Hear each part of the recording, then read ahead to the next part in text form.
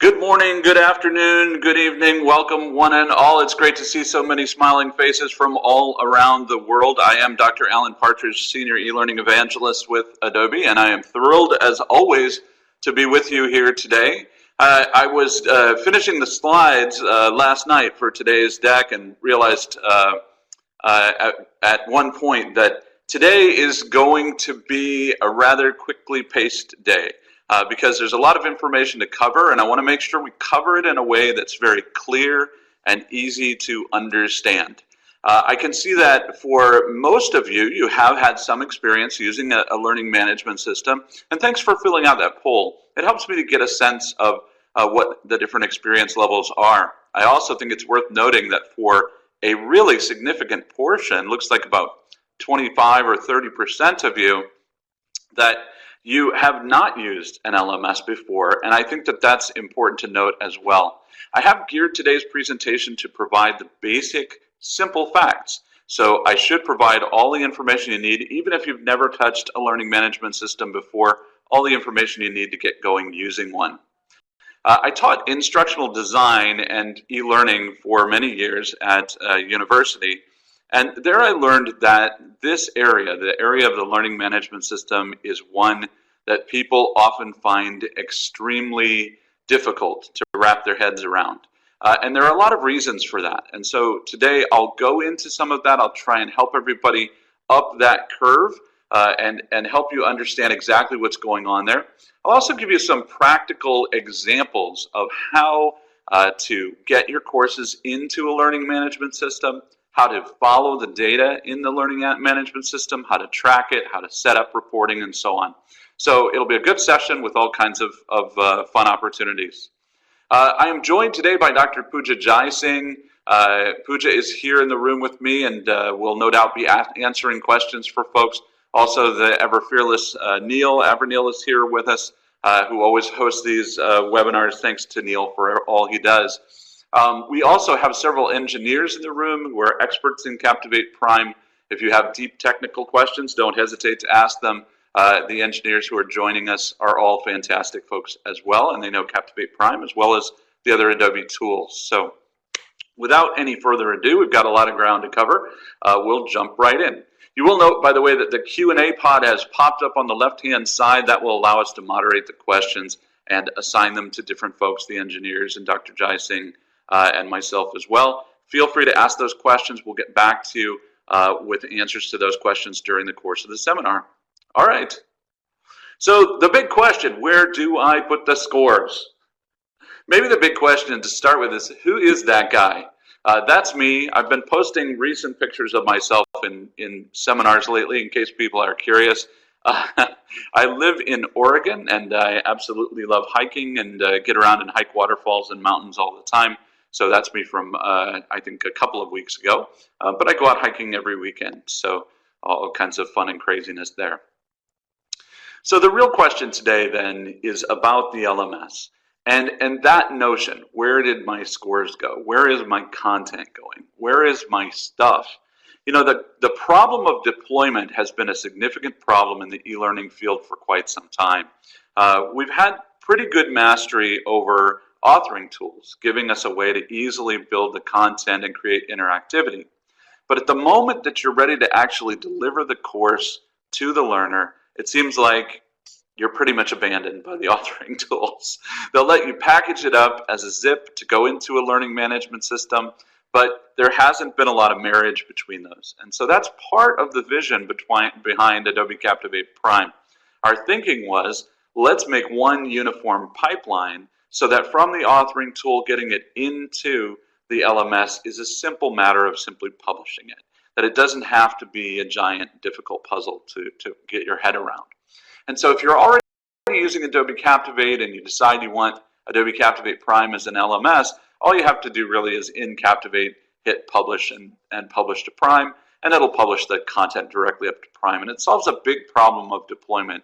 It lets you know where is your content going, it takes care of the hosting for you, and it takes care of the ability to handle the reporting and the compliance and so on. But I thought for a while today about, what are those questions that sort of nag at you when you haven't had an experience with any LMS at all? And really, most of what we'll talk about today will apply regardless of what LMS we're talking about. So one of those questions I think that I hear from students all the time and from folks who are just starting all the time is, where am I going to actually put my training? And this concept can be difficult, especially if you've never worked with the web or with multimedia. In general, you're always going to put your content on some kind of a web server. In the olden days, most folks put those on internal servers, meaning a computer that was inside your company's network or inside your organization's network. And you would simply transfer that file on your local computer to that internal network, and then those files were viewable, but only viewable to people inside your corporate network space.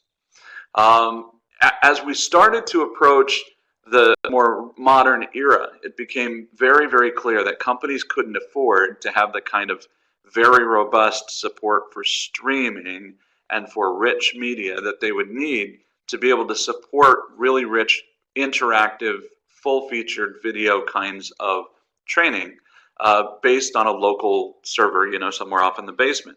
They needed a cloud system. A cloud system lets it be elastic. In other words, it grows and shrinks to fit the number of people who happen to be using it. Think about the way that trainees like to take courses from you. They probably all come and take the training at the very last second. That's a pretty typical scenario. And when they do that, they all sort of bombard a server. And if that server isn't cloud-based or isn't elastic, then it can't handle all that traffic. And so putting your training into an online cloud is a great solution for that. It's a way to be able to handle any number of users, no matter how many, and give them all a high-quality experience every time. And then the other part of that question I hear all the time is, how can I track the access, the scores, and the results? And that can seem a little bit confusing, because maybe you're using Adobe Captivate or Presenter to build your courses, but maybe you're using Articulate Storyline, or maybe you're using Lectora, or some other e-learning authoring tool. Now, all of those tools have been built to use special technologies, special database reporting styles, and those special formats for reporting data all work with each other inside of learning management systems. So you can relax about, I'm using this tool or I'm using that tool, as long as those tools comply with some basic standards. And we'll talk about that today, about what those standards are and what you need to make sure that they're using. And a lot of people come to me, they say, I have to have certifications. So I need certifications, both internal and external. I need to offer training with the certification. I need to set up deadlines. And so for the learning director, the HR manager, the person in charge of training, very often this becomes kind of a wall of logistics. I have to set this up so that it's automated. I have to set it up so that the certifications are validated by a manager. I have to set this up so that people get a reminder every 1 year or 2 years or 3 years to recertify in a specific skill. And so those things, the certifications and the compliance, are often governed by the industries that you're working in and governed by federal, state, and local laws that require that that training be done in a certain way. And so you might have a lot of kind of logistical obstacles. Learning management systems are set up to help you with solving those logistical problems. Of course, one of the problems we found with LMSs as we looked at them over the past couple of years was that while a lot of them gave you a way to set that stuff up, it was very kludgy and very awkward, very difficult to do. And so what we really feel was called for were ways to do it very easily, very intuitively, in the same way we do kind of scheduling on our iPads and phones today. The next question people often ask me is, isn't there just some magic button? I mean, why do I have to do all this kind of extra work? And that has to do with all that kludginess and that awkwardness of putting pieces together. Basically, what you really want to do if you're an e-learning author is just push a button and have it magically go into the LMS, right? And if you're a HR person or a training manager, you basically just want to say, let me set up a rule for everybody so that I set up a collection of courses that they need to take, and then I can assign those to everyone. Or let me assign courses to groups of people. Anything that I can do to simplify that process becomes the ideal method for handling those solutions. And the other thing that people will often ask is, I need to know who's finished, who hasn't started yet, who's yet to start, who's enrolled, who hasn't enrolled. These kinds of enrollment reports and registration reports are very commonly a request for folks in the training space. And then finally, people want to know, are people actually learning? Are the trainees actually learning based on the content that I've developed? And so having some tools that will help you understand how effective your courses are can be a really powerful solution. So I'm already behind. I've spent too much time on the first slide, so I'm going to pick up my tempo. But that gives you a sense of what we're going to talk about today. So most people who don't deal with LMSs every day just sort of point to that one LMS expert or tech expert and say, hey, that's how I'll solve this problem. Unfortunately, that is not going to fly forever. In fact, a lot of people have found that their IT departments are overwhelmed by all the new content management systems, learning management systems, administrative management systems, sales management systems, and on and on and on it goes. And so we realized that there was a need for a solution that would put much more of the everyday power, maintenance, and ability in the hands of learning and development professionals, and took away the need for so much heavy involvement by IT specialists. So let's look at those in a kind of a one at a time fashion. What about that first one, a place to put my training online? So as you know, we've released a new LMS from Adobe, and it's called Adobe Captivate Prime. And what that does is it gives you a place to host your e-learning content, your documents like Word documents, PDFs, videos, PowerPoints, all of that content in an online format. And it provides all that in a cloud-based solution. Now, cloud's kind of a funny word. It sounds like something, I think it must be a marketing invented term. The cloud is actually servers, web servers that are online. Now, why it's useful is because they're supercomputers that are much more powerful than the kinds of computers that you have sort of out on your desktop today. Those supercomputers are capable of having simultaneous connections to different people on their computers and giving them very full, very rich streaming experiences. So think of it this way. You want to show a video, but you have 10,000 people in your company. And you find out you need them all to watch the video by the end of the week. So you need a way to send them a message that they need to watch this new training video.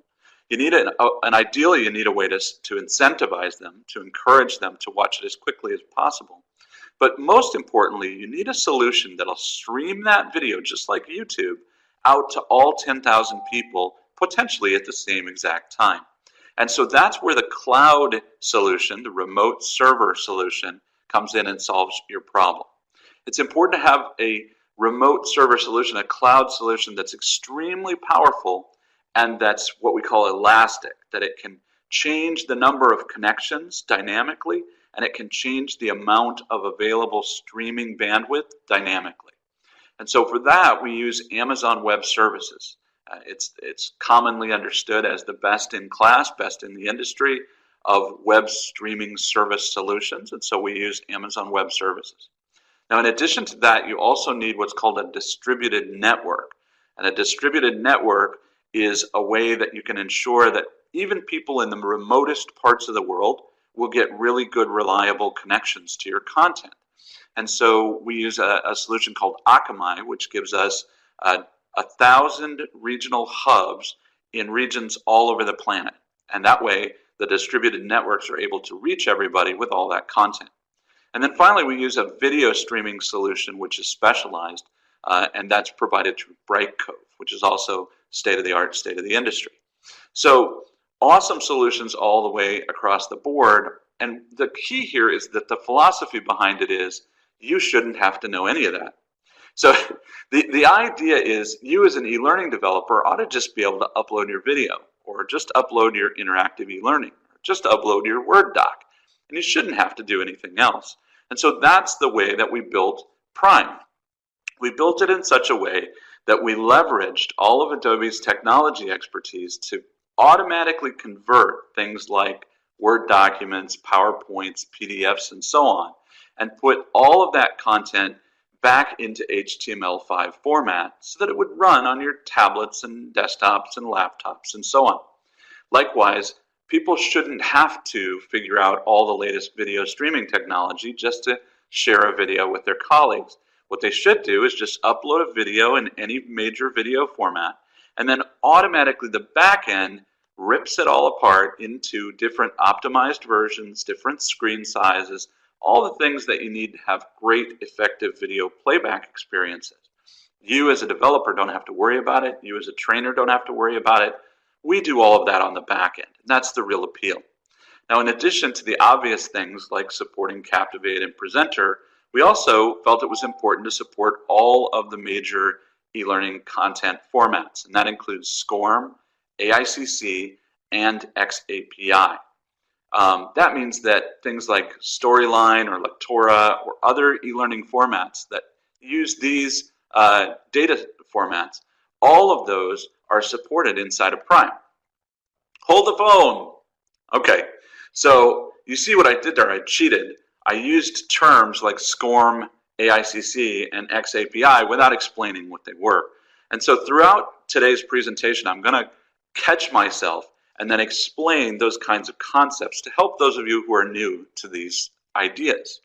So SCORM, AICC, and xAPI are just a way to organize the scores, to organize the quiz result reporting. If you use any of these standards, your quizzes and your interaction scores can be stored inside of your LMS.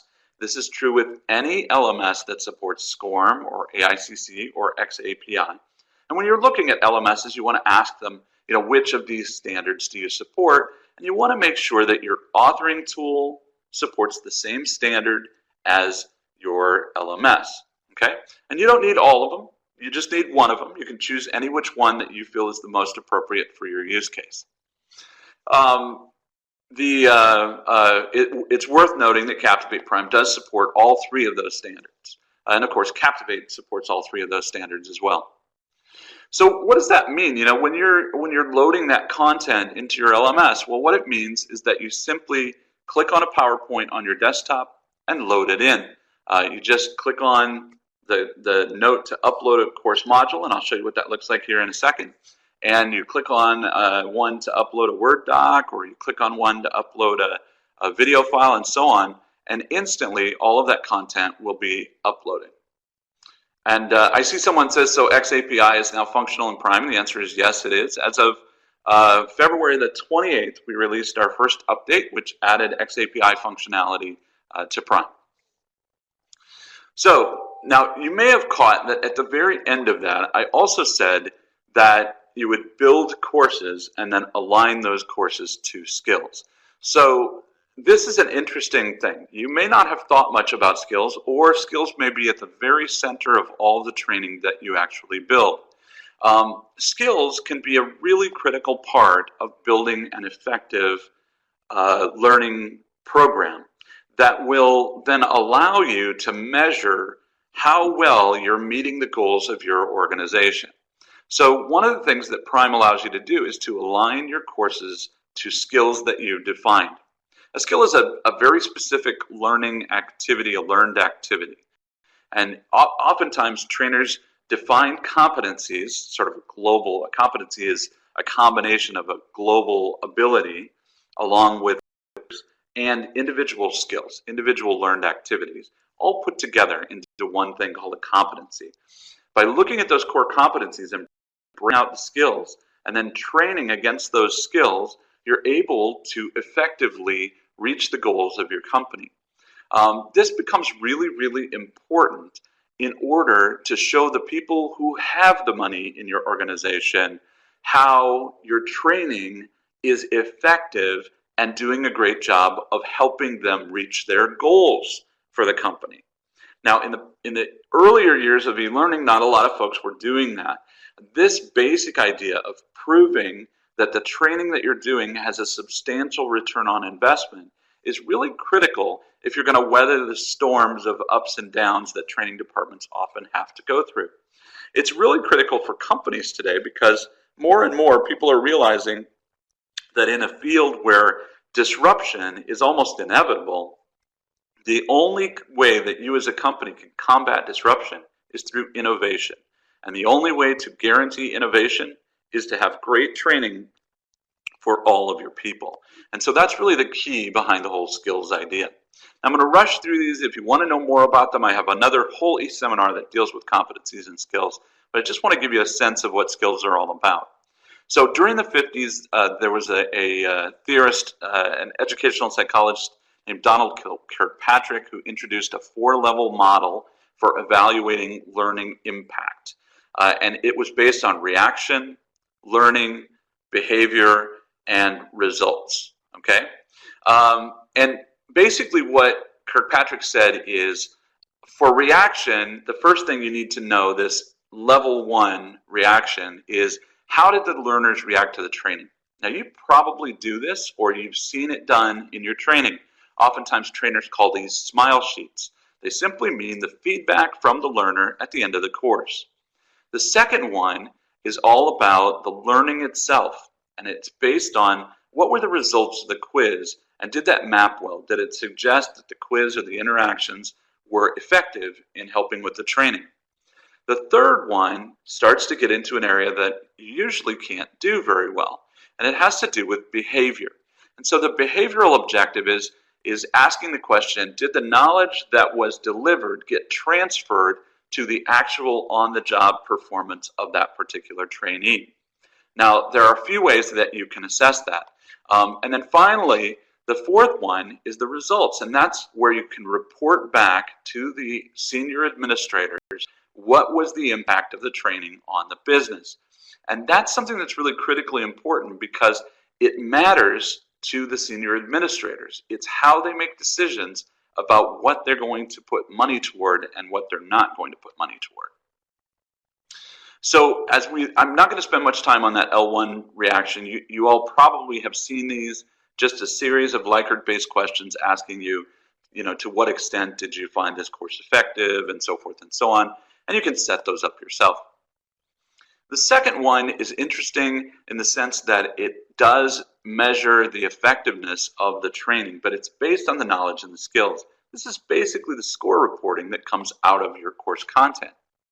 The third one is the most interesting here, and this one is about the behavior, and it's the one that gives you the potential to measure how effective your training is long term.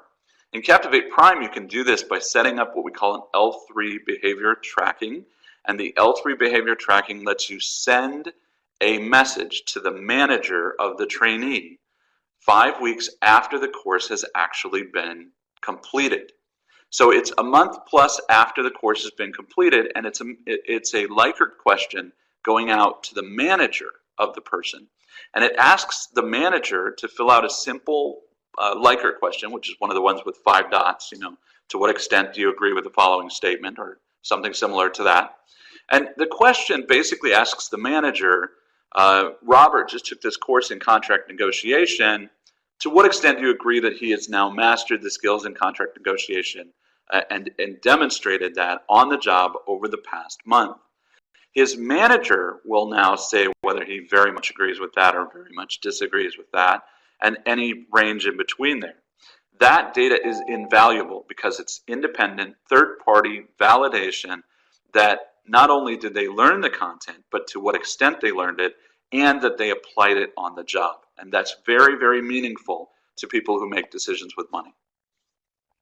Finally, that L4 results is where you take the reporting information, put it all together, and bring it back to the senior level executives, and use the results about the effectiveness of courses to take that information and help the senior level executives understand how your course effectiveness directly correlates to the results that you're getting in the field.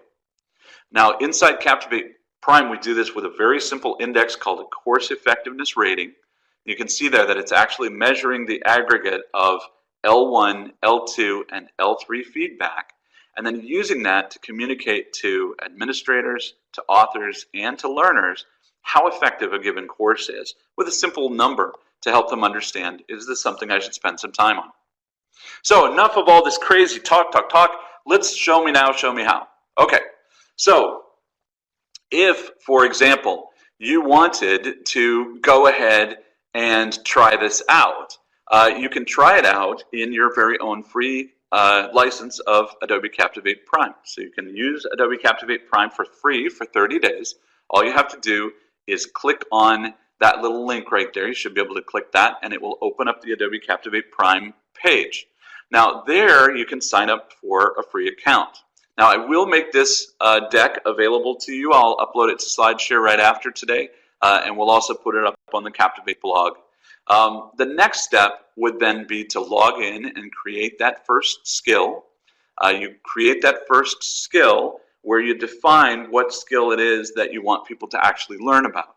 And you can see to do that, you simply go to the login panel, identify the skills item, which is on the left-hand side menu down here. And then once you've identified clicked on the skills item, you're going to be able to click add in the upper right-hand corner and then add that specific skill. So very simple to do.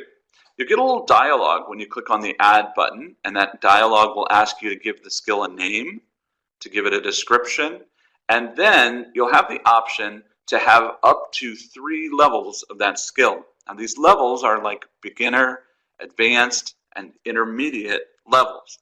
You can assign a badge for each of those skills, which means that when a person earns any one of those skills, that person will then be able to move on to the next level skill, and they'll be awarded a badge inside of Captivate Prime for the successful achievement of that skill. Now the way this works is sort of like college credits worked. So if you remember your college experience and you think back, well, I took one course and it probably equaled 3 credits and I had to get a total number of 120 credits. Well, maybe within that I had to get 12 credits in one area. Maybe you needed 12 credits in English. So that meant that to master English you needed 12 credits. Skills are set up the same way. So you can define an area, and that area can be something like listens actively or contract negotiation or handling sales objections or just anything that's appropriate to your organization. And then within that area, you can define how many credits you're going to require for that to be satisfied. And then conversely, when we set up the courses, which we'll look at here in a second, when you set up the courses, you decide how many credits you'll give for successful completion of a course and how many of those credits will apply toward that particular skill. So you're actually setting up the definition of what a course counts as and how many credits that it'll get and how that can be applied to those skills. So it's a very nifty system and it's very simple to set up. And I love that the badges are integrated and that you can even stair-step people up from beginning to intermediate and to advanced. So what about making a course? So to make a course, you would change in Captivate Prime from the administrator panel to the author panel. And to do that, you go to the upper right-hand corner inside of Prime, and there you'll find a little icon with a picture on it. There you click on the picture icon and a menu appears that shows you what role you are in right now. When you start, you'll be an administrator. So you'll want to switch then to the author role. An author in Prime is anybody who has permission to upload course content. They can upload modules, they can build courses, develop those courses out. An administrator is someone who can work with reporting, who can enroll people into courses, and do similar kinds of things. Once you're an author, by changing into the author panel, then you simply click on Create Modules. You can't miss it. It's a giant button in the middle of the screen.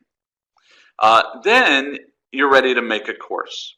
So you look and you go, oh, crap, it's a form. Now, one of the things that we all hate about learning management systems is that they have too many forms. One of the things I love about Prime is that there aren't very many forms and not very much of it is required. So I'm going to do a nifty trick here. I'm going to jump over into a screen share and share my screen with you so that you can see Prime in action. And now I'm going to walk you through the things that we just talked about. So this is that web page that will launch when you click on that link. And if you missed the link, don't worry, we'll give you the web page again at the end of today's session. When you come here to sign up, you can simply click on free trial. And as you can see there, it's free for 30 days. If you lose Captivate Prime for any reason, you can always come back to this page and click on this link to go back to Captivate Prime. But once you've signed up, you'll get an email. And it's important that you click that email to actually start your very first session of Prime. Okay, so you've got your admin panel, and that's what came up when you first started. Now remember, I said our first goal was to set up skills over here on the left-hand side. Quick reality check just to make sure that everybody's seeing what I think they're seeing, and it looks like you are. Okay, so over here on the left-hand side, you click on Skills, and there inside the Skills area, you can see where I set up that contract negotiation skill. To add a new skill, you go to the upper right-hand corner, click Add, and there in the upper right-hand corner, I clicked Add, and now the Add Skill option is up. Here I can add a skill, like Listen and a description. I can give level to that skill, assign a certain number of credits required to move from skill level 1 to skill level 2. I click on Add to add a second skill level, add again to click on and make a third skill level. For each skill level, I can define the number of credits required to complete it, and I can choose from the badges that are available, or you can create your own custom badges. And generally speaking, you will probably want to create your own custom badges. They'll give you a great way that you can set it up so that it looks right for your company's look and feel. All right, so once you've got your skill defined, you're ready to actually go in and create a course. So to do that, remember, we'll first go up here to the top and change from the administrator on the top right to the author. Once we've changed to the author role, we're going to see front and center, just like I said, the ability to create a module. To create a module, you just click on Create Modules right there, front and center, and then you fill out the form. Now, there's not much to filling out this form. I could say, for example, PowerPoint, just like that. And I can give it a brief description, but of course that's optional. And I can estimate about how long it might take a person to go through this particular piece of content. Then you upload that individual piece of content. And this could be a Word doc, a PowerPoint, a PDF, could be a Captivate file, could be a Articulate storyline file, could be any of those forms of e-learning, could even be a video. I'm going to find the piece that we're doing right now. So here we are with where do I put the scores? There's the PDF file, and I'm going to go ahead and, or the PPT file, and I'm going to say, okay, that's the one. Now at the same time, I also have the ability to enter in meta tags. So I can enter any meta tag that I want, any series of meta tags that I want, and don't worry, you'll be able to add more tags later if you want. When you're done, click Save, and the module will automatically be uploaded into Prime. And you can see that it is lickety-split fast. So it goes right up into Prime, and then Prime is processing this module. Now, I bet you can guess why. The answer is because it's actually converting the module from PowerPoint format into HTML5 format so that it actually can be accessed on mobile devices. Here's one that I did just a few minutes ago, and it's the same basic file, and you can see that it's all up there. But I want to show you that once you've uploaded one, you can go back in, and there will be 2 new fields in that module associated with that module. By default, it associates the completion criteria with just launching the content. And that means that if a person opens it, they're considered complete. That item is considered complete. Now, because we've converted everything to HTML5, you can actually go in and say, nope, you know what? Unless they get through 80% of this PowerPoint file, I do not want to give them credit. And that's fine too. And you just save it as such, automatically do that for you. So here you can see now the one that we just uploaded and the one that I uploaded a few minutes before. So the next question that you undoubtedly would have is, that's cool, but how do I actually make a course? Go back to the Getting Started page, that's the Home button on the left-hand side, and we're still, of course, in the Authoring panel. Here on the right side, you'll see the other giant button is for creating courses. There under creating courses, you'll give it a name like coolest course ever.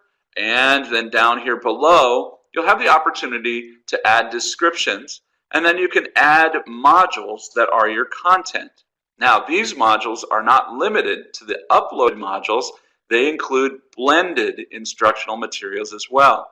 So when I click on Add Modules here, you'll see that I actually get 4 different kinds of modules that I can upload.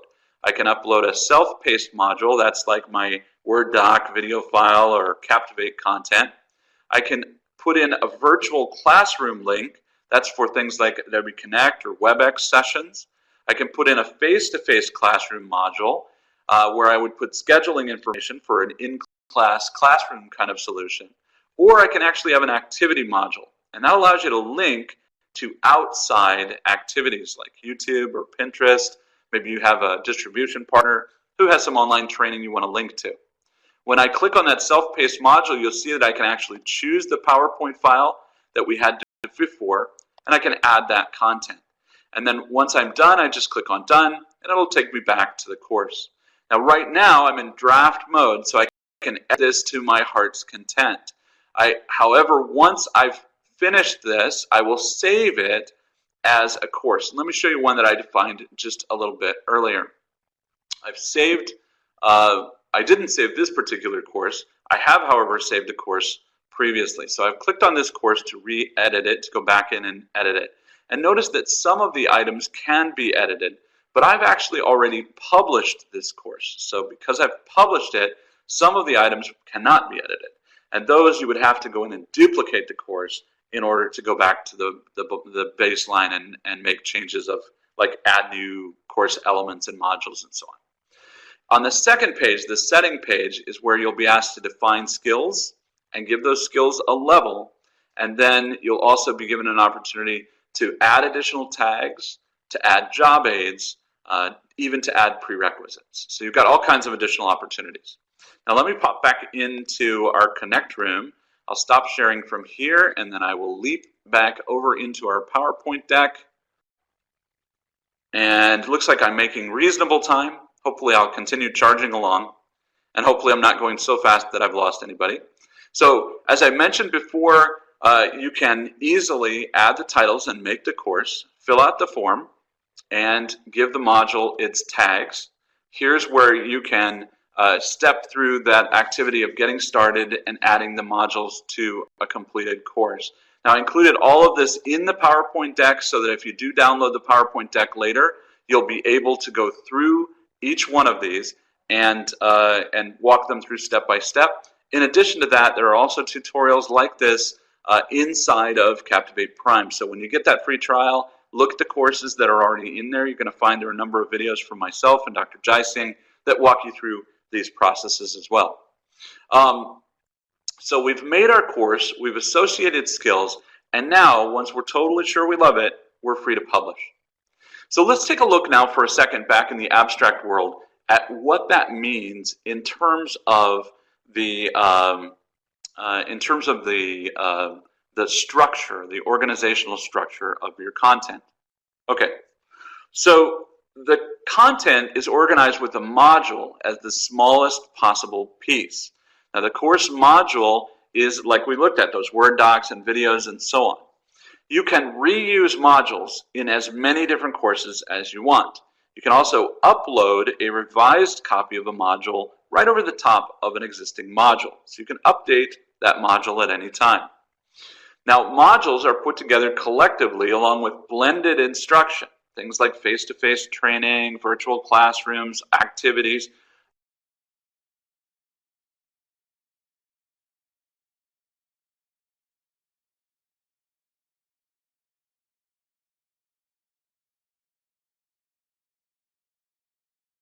All of that's check, check, checkity check. How are we doing? Did we lose me? Am I back? Check, check. Looks like I'm back. Somebody give me a ping. Okay. All right. Hopefully that was a quick recovery. Okay. So as I was saying, the module is the smallest possible unit, and then the course is a collection of that, including the blended instructional elements. Now, you can put modules into as many different courses as you want.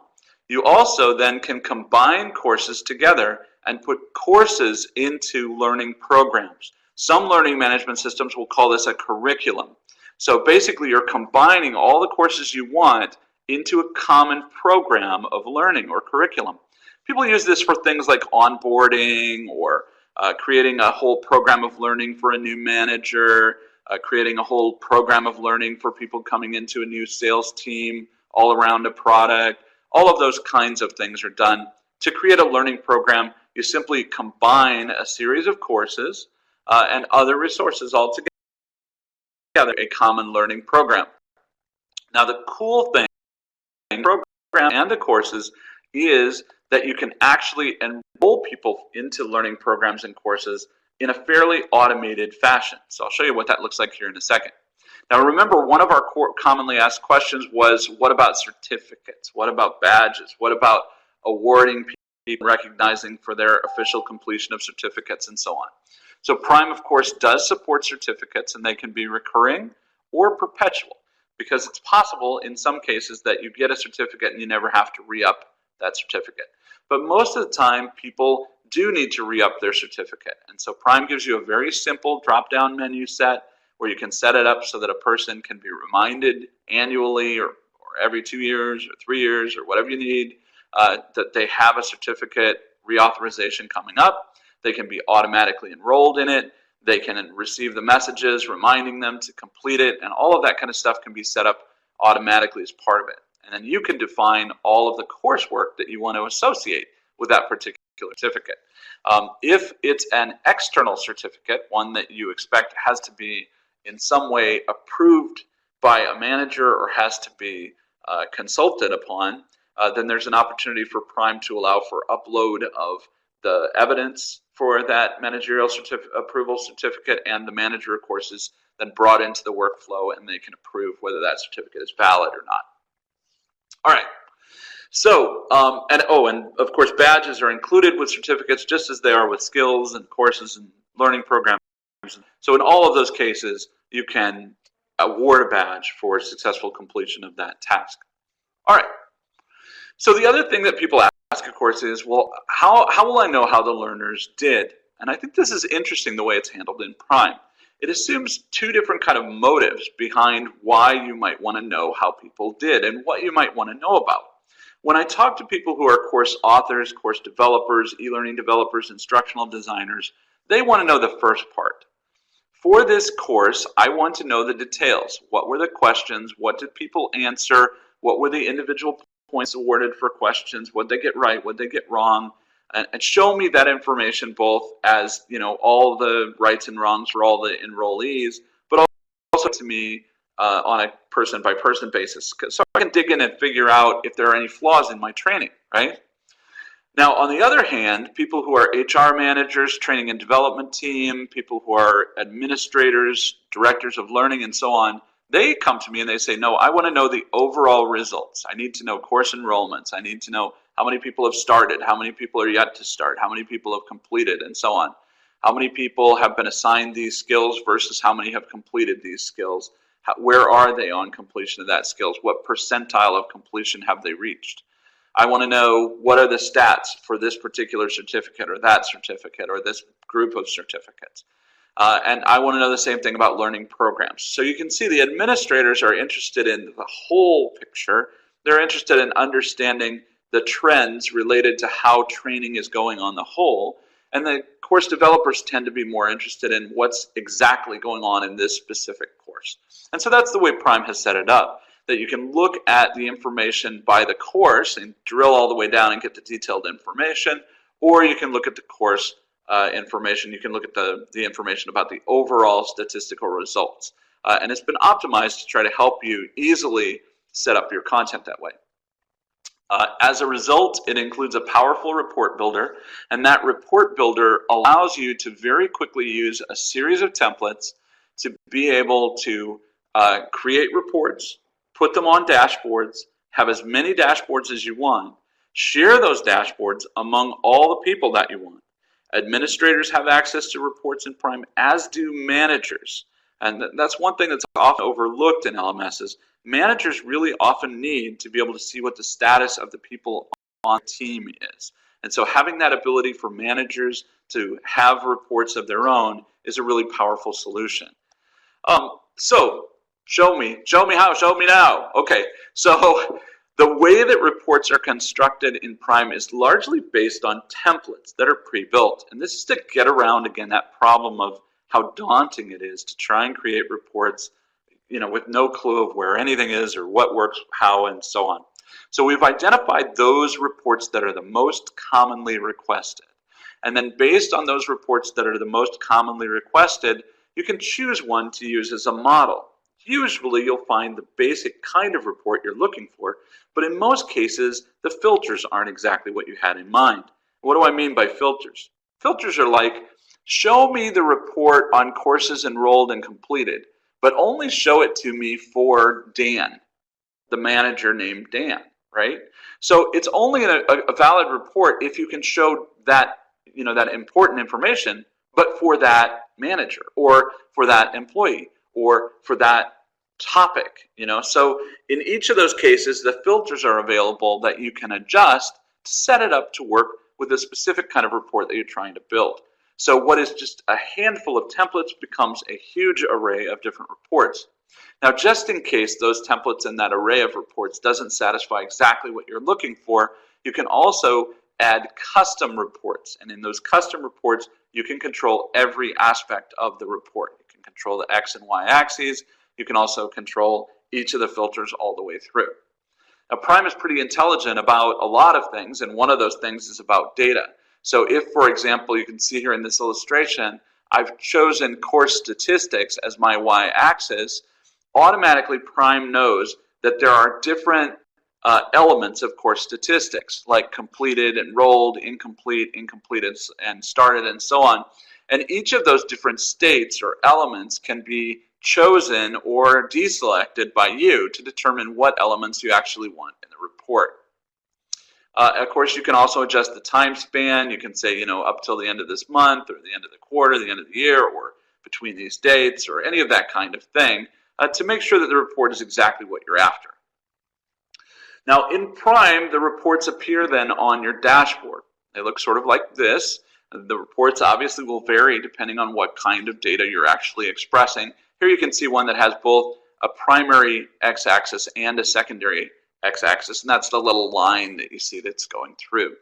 The reports are able to be double wide or single wide, and you can also grab the little bar down below and slide it, scale it in order to see more of the data or less of the data. You can also roll over the information in the report, and you'll get pop-ups that show you the actual detailed information. You also have the ability to go to the course reporting information, as I mentioned before.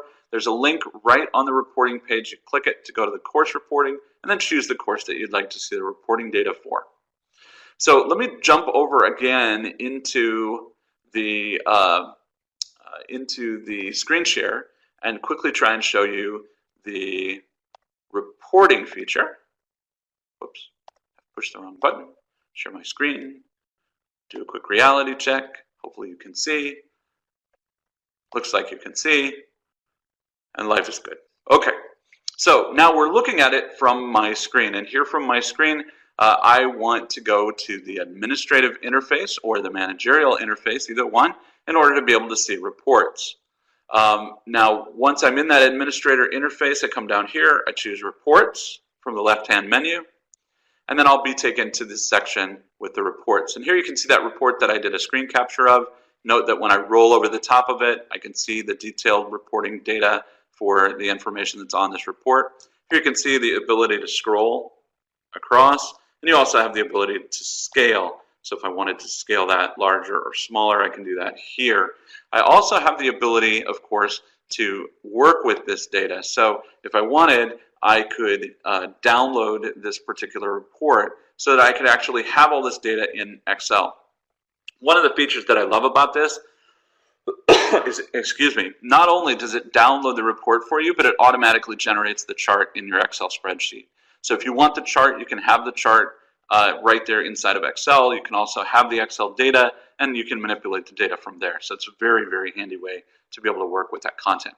Now you'll notice that here I'm able to add dashboards, so I can have as many dashboards as I want, and I can share those dashboards with other people in my organization. Now, smart enrollment in Prime means that anytime you type any character into any kind of an enrollment box, it's automatically going to pull up all of the people who you could potentially share this information with. Likewise, you can do that with groups. You can do that with people who report to other people, so you can get all the people who report to other people. You can do it with everybody in the system, or just select people based on the commonality of that field. And similarly, you can do the same thing when you're enrolling people into content inside of Prime. Now, you can have as many dashboards as you want. As I mentioned, you can share them with as many people as you want. You can also subscribe to reports and set the frequency for how often you'd like that report to be sent to you.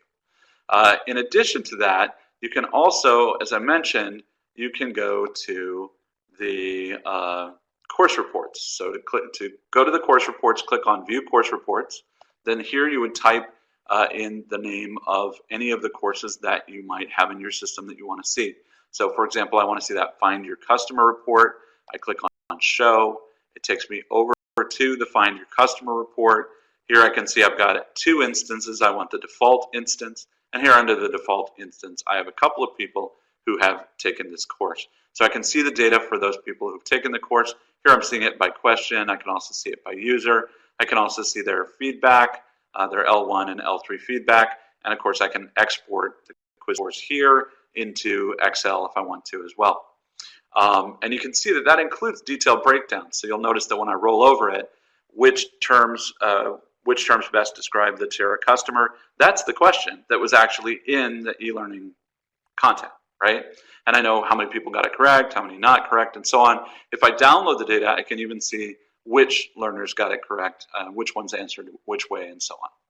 All right, so very quickly, as I see that the clock is ticking, I will rush back over, oh dear, I will rush back over into the room and finish up for you. I did warn you at the start that I had an alarming number of slides to talk about today, but continue plowing through. Looks like we've got about 7 minutes. I'll try to leave some time for questions. Looks like Dr. Jysing and the gang are doing a great job of keeping up here. So the Smart Enroller, as I mentioned, is a great way to be able to enroll people. Captivate Prime actually has the ability to set up all the groups automatically. So we don't have time to go into this today, but basically the way this works is your company's HR system has a database that knows who is the manager of which person.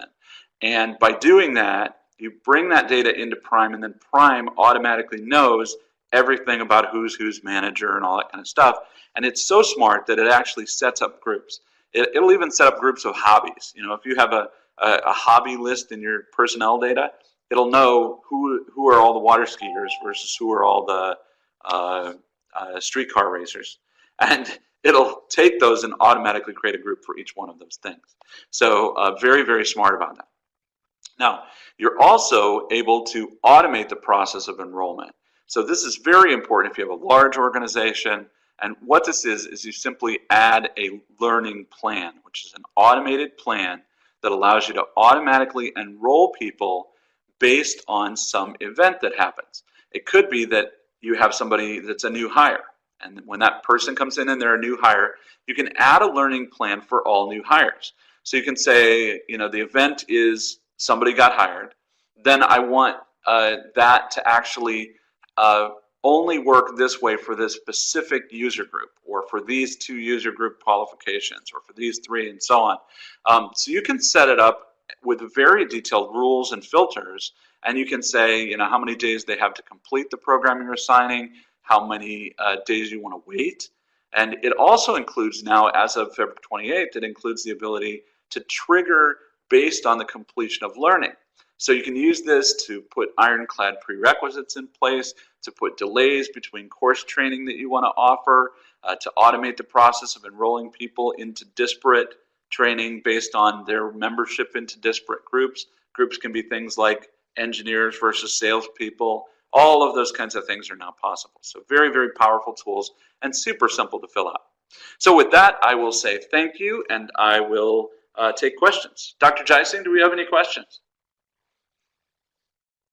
I'm sure we have questions, but Any that I didn't get to?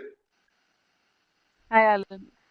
Yeah, Hi, so Pooja, how are you? there were some really interesting questions, and we have answered most of them. But if you guys have any more questions, please write in the Q&A pod, and we'll be happy to answer them. It's difficult to believe that we would have gotten through all of that in just 56 minutes. I'm impressed. We should give ourselves a round of applause. I have one more poll question for you that I prepped a little earlier. And I'm also wondering if we have a minute here, if you guys could just let us know, did we answer your questions about LMS today? To what extent did we answer those questions? Do you feel like we've given you some additional guidance that you didn't have before? Are you still wanting more deeper dive?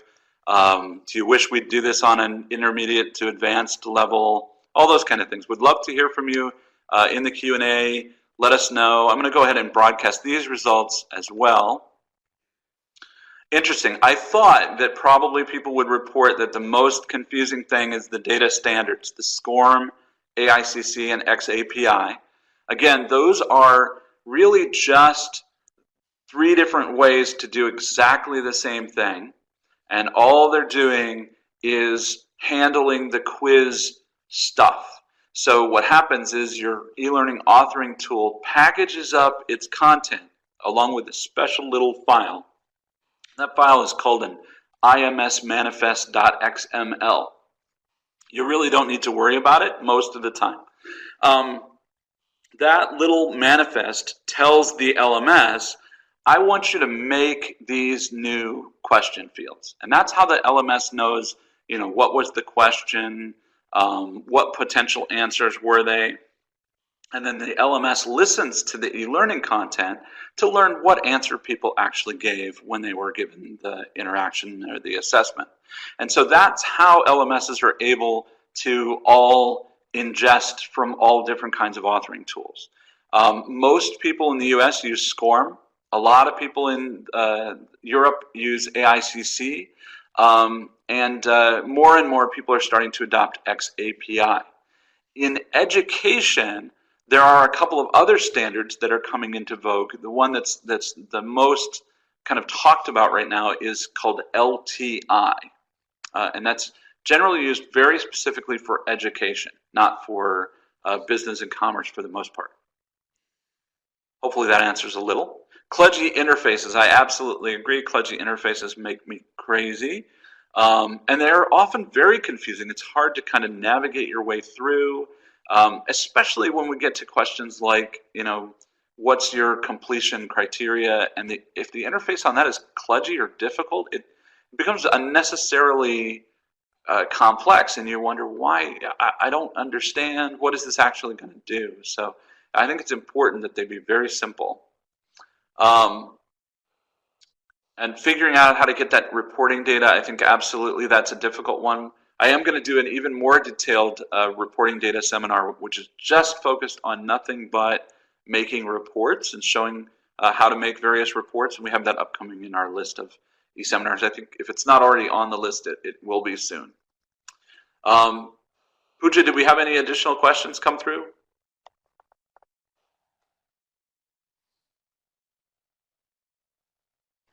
There's one question here. Is Prime ADA compliant, and is LTI supported? So the first question, is it ADA compliant, is actually that I'll answer it by saying it's the wrong question, but I'll explain. So on web technologies and cloud-based technologies, we generally work to conform to a standard called WCAG, WCAG 2.0. The answer to both questions, ADA and WCAG, is not yet. We are working in that direction, and the direction we're working on specifically is WCAG.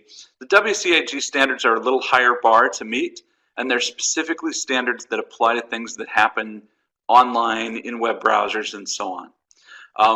We expect that we'll meet that standard first for the learner interface, and that it may take some time longer to meet that standard for the authoring interface.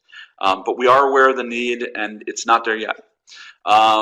if you have a case where it's just absolutely urgent for you, for your 100,000 learners, give me a call, and I will do everything I can to push even harder, faster, but folks are, in fact, working on it. Pooja, what was the second half of that question? The ADA and LTI available sorry, or supported. The LTI, education standard that you were talking about. LTI. LTI. Excellent question. Right. So we do not support the LTI standard for Prime. That's because Prime was built for business and its focus is on business. We have internally examined the question of creating an LMS for EDU. We have gone quite a ways down that pipeline and still looks very likely that that will come in time. At the point that we actually get to the EDU stuff is when we'll probably introduce the LTI. Whatever we build for EDU will be substantially different, obviously, to address the needs of the EDU community. But the technologies are fairly interchangeable. So the way we developed this is we spent a couple of years on it. You may have seen new technologies that we came out with, like Adobe Know-How. Adobe Know-How is adobeknowhow.com, an amazing site where we experimented with video streaming solutions in anticipation of our release of an LMS that did video streaming. You may have seen our Adobe Learner Dashboard, lots of experiments in social learning in anticipation of social learning for our LMS. So we've done lots of experimentation, and we are able to integrate those technologies. So, you know, I am not an engineer, but as I understand it, when one of them gets LTI, the other one is very likely to adopt it almost instantly because it's all interchangeable. Hopefully that helped. Any others, Dr. Jaising? No, Dr. Partridge, nothing else. I think we are good. Excellent. Huge thanks to everybody. Thanks for your time. It was great to see you all today. We will post the link, of course, on our Captivate blog, and I'm also posting the slide deck on SlideShare. Check it out under SlideShare under Alan Partridge, ALLEN PARTRIDGE. Thanks, everybody.